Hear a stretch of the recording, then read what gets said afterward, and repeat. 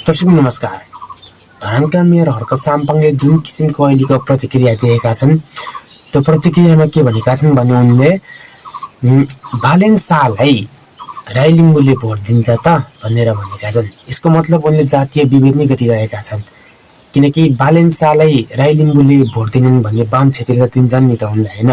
यसकारण मेयर चाहिँ तपाईँ यो विवादमा तानिने काम नगर्नुहोस्। तपाईँको अहङ्कार घमण्ड तपाईँको मनमा यति विकार वस्तु छ, त्यो विकार वस्तु चाहिँ तपाईँ अहिले आजैदेखि त्यो मनबाट फाल्नुहोस् र सबै नेपालीसँग तपाईँ घुलमिल हुन सिक्नुहोस्, बुझ्नुभयो।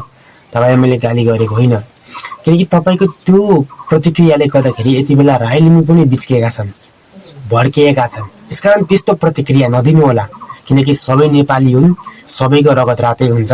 तपाईँ अर्को देशको, हामी अर्को देशको होइन, हामी पनि यही देशको, तपाईँ पनि यही देशको। तर त्यसरी राई लिम्बू बाहुन छेत्री भनेर चाहिँ जातीय विभेद नगर्नुहोस्। मेरो प्रतिक्रिया यही हो। धन्यवाद।